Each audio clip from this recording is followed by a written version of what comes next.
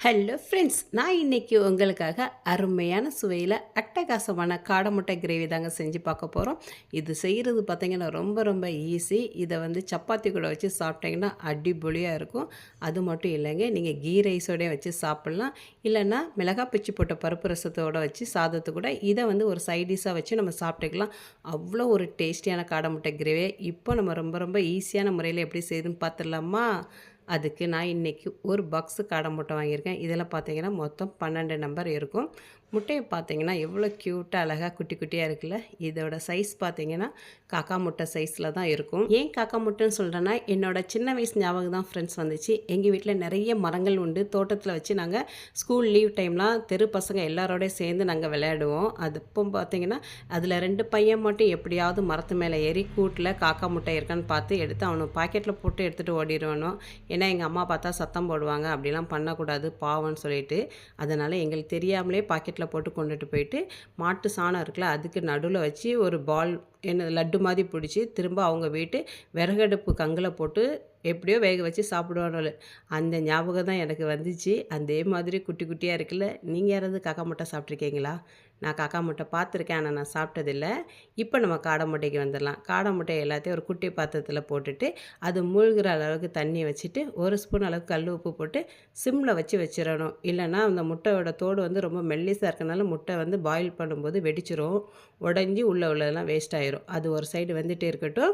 நம்ம ஒரு பேன் எடுத்துகிட்டு அதில் 2 டேபிள் ஸ்பூன் அளவுக்கு எண்ணெய் சேர்த்துக்கலாம். பட்டை, கிராம்பு, ஏலக்காய் 3 போட்டுட்டு 2 மீடியம் சைஸ் வெங்காயத்தை கிராஸாக கட் பண்ணியிருக்கேன். அதை போட்டு வதக்க ஆரம்பிச்சிடலாம். அது ஒரு சைடு வதங்கிட்டு இருக்கும்போதே ஒரு மீடியம் சைஸ் வெங்காயம், ஒரு விரல் நீட்டம் இஞ்சி, அதுக்கு ஈக்குவலாக வெள்ளைப்பூண்டு சேர்த்து நல்லா மிக்சியில் போட்டு அரைச்சி எடுத்துகிட்டு வந்துட்டேன். அதுக்குள்ளே நம்ம வதக்கிட்டு இருந்த வெங்காயமும் நல்லா ப்ரௌனிஷாக கலர் மாதிரி வதங்கி வந்துட்டு அதோடு நம்ம அரைச்சிட்டு வந்திருக்க வெங்காயம், இஞ்சி பூண்டு பேஸ்ட்டை போட்டு நல்லா வதக்க ஆரம்பிச்சிடலாம். எண்ணெயிலே பச்சை வாசனை போய் வதங்கணும். அதனால் மிதமான தீயில் வச்சு வதக்கிட்டே இருக்கலாம். அது கூட பார்த்தீங்கன்னா இப்போது 3 மீடியம் சைஸ் நல்ல பழுத்த தக்காளி பழத்தை எடுத்துருக்கேன். இதையும் மிக்ஸி ஜாரில் போட்டு நல்லா அரைச்சி எடுத்துகிட்டு வந்துடலாம்.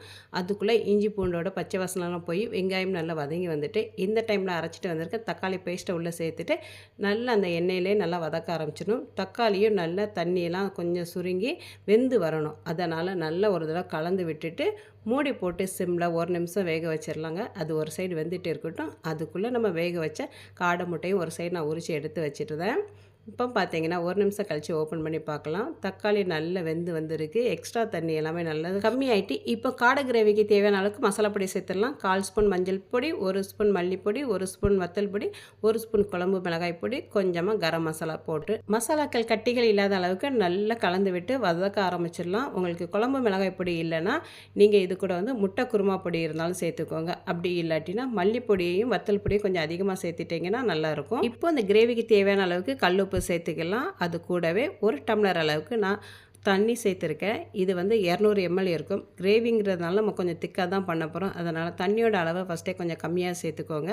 நல்லா கலந்து விட்டுட்டு மசாலையோட பச்சை வாசனை போய் வரணும். அதனால் ஒரு தடவை நல்லா கலந்து விட்டதுக்கப்புறமா அங்கங்கே அப்படியே நல்லா பபுள்ஸ் வரும். அது வரைக்கும் கொஞ்சம் வெயிட் பண்ணிவிட்டு நம்ம வேக வச்சு உரித்து வச்சுருக்க காடை முட்டையை சேர்த்துடலாம்.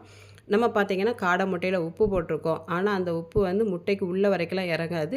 முட்டை லைட்டாக கீறிஞ்சினா வேணால் உப்பு தண்ணி உள்ளே சேருமே தவிர மற்றபடி முட்டையிலலாம் உப்பு இறங்காது. அதனால் உப்பை நீங்கள் கரெக்டான அளவில் சேர்த்துக்கோங்க.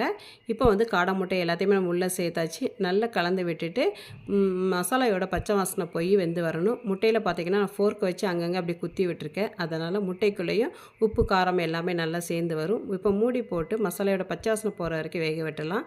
உங்கள்கிட்ட காடை முட்டை இல்லாட்டி பரவாயில்ல, கோழி முட்டையை கூட வேக வச்சு 2ஆக கட் பண்ணி இந்த டைமில் உள்ளே சேர்த்துட்டிங்கன்னா சூப்பராக இருக்கும். இப்படி கிரேவி கம்மியாக இருக்குன்னு நீங்கள் நினச்சிங்கன்னா நீங்கள் வேக வச்ச 2 உருளைக்கிழங்கையும் குட்டி குட்டி பீஸாக கட் பண்ணி போட்டுக்கலாம். நாங்கள் 4 பேர் நைட்டு டின்னருக்கு மட்டும் செய்கிறதுனால இந்த கிரேவி எங்களுக்கு கரெக்டான அளவில் தான் இருக்குது. இப்போ கிரேவியும் நல்லா வெந்து வந்துச்சு பாருங்கள்.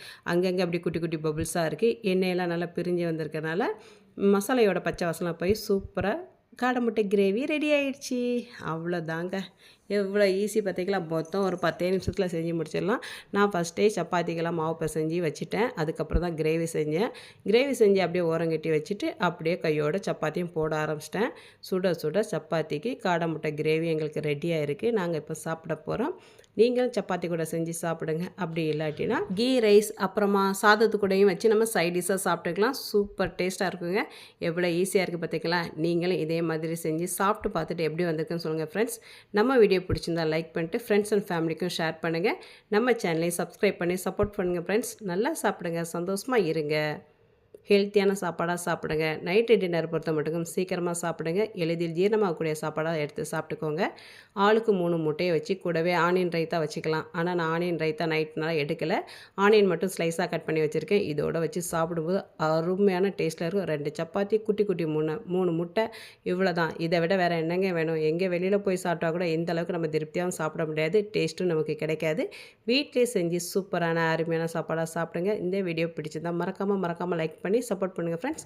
நல்லா சாப்பிடுங்க, சந்தோஷமாக இருங்க. அடுத்த ஒரு இன்ட்ரெஸ்டிங்கான வீடியோவில் உங்களை சந்திக்கின்றேன். பாய்.